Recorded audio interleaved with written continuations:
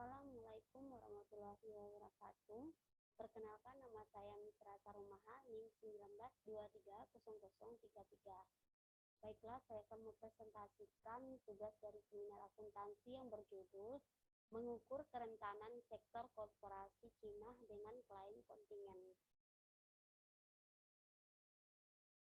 Kajian teori pada tingkat agregat dan dalam sektor korporasi dalam hal jenis pendaftaran atau struktur kepemilikan, kategori industri dan wilayah administratif. Makalah ini mengukur dan menganalisis kerentanan sektor korporasi non keuangan Cina berdasarkan pendekatan klaim kontingen modern atau modern kontingen claim operate atau CCA yang merupakan generalisasi teori harga opsi.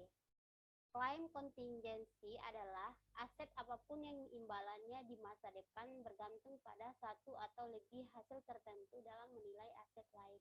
Dengan demikian, perubahan stokastik dalam nilai aset dasar yang terakhir dari waktu ke waktu akan terus mempengaruhi nilai klaim kontingensi sebelumnya. Studi kasus untuk penilaian kelemahan sektor korporasi non-keuangan Cina dengan CCA akan mengevaluasi risiko dan kesehatan tidak hanya dari seluruh sektor korporasi, tetapi juga dari beberapa subsektor korporasi. Sektor korporasi non-keuangan dikelompokkan berdasarkan jenis pendaftaran atau pendaftaran, struktur kepemilikan, kategori industri, dan wilayah administrasi.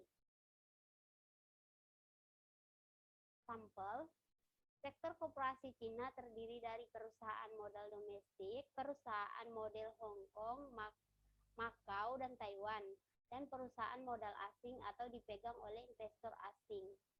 Menggabungkan jenis pendaftaran dan struktur kepemilikan, perusahaan modal dalam negeri diklarifikasikan menjadi perusahaan milik negara, perusahaan kolektif, perusahaan swasta, perusahaan saham gabungan, perseroan terbatas, dan perseroan terbatas saham.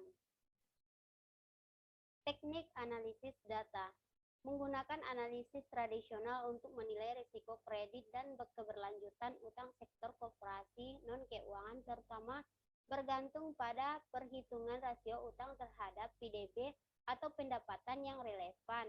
Mengukur kerentanan sektor korporasi pada tingkat agregat dengan CCA. Sektor korporasi dipilah ke dalam kelompok domestik atau HMT dan asing, dan risiko gagal bayar masing-masing diestimasi secara terpisah. Modal dalam negeri dan perusahaan modal asing diklarifikasikan berdasarkan struktur kepemilikannya, dan kemudian risiko gagal bayar dan keberkelanjutan untuk dihitung dan dinilai dengan CCA. Hasil penelitian. Hasil perhitungan menunjukkan bahwa tingkat utang sektor korporasi Cina secara keseluruhan berkelanjutan. Dalam sektor korporasi telah memeriksa beberapa kategori perusahaan dalam hal jenis pendaftaran mereka, struktur kepemilikan, jenis industri, dan wilayah administrasi. Menurut jenis pendaftaran, perusahaan modal asing memiliki resiko gagal bayar yang lebih tinggi kecil daripada perusahaan modal dalam negeri. Di antara perusahaan modal domestik, perusahaan swasta, dan kolektif tidak berkelanjutan, meskipun mereka memiliki pengembalian aset tertinggi, sedangkan perusahaan milik negara memiliki risiko gagal bayar terendah. Menggabungkan jenis pendaftaran dan struktur kepemilikan, kedua ditemukan bahwa perusahaan yang dikendalikan negara, perusahaan terbatas saham swasta, dan perusahaan koperasi asing Cina adalah yang paling tidak berisiko untuk kelompok perusahaan milik negara, kelompok perusahaan swasta, dan kelompok perusahaan asing masing-masing. Sekian dan terima kasih. Assalamualaikum warahmatullahi wabarakatuh.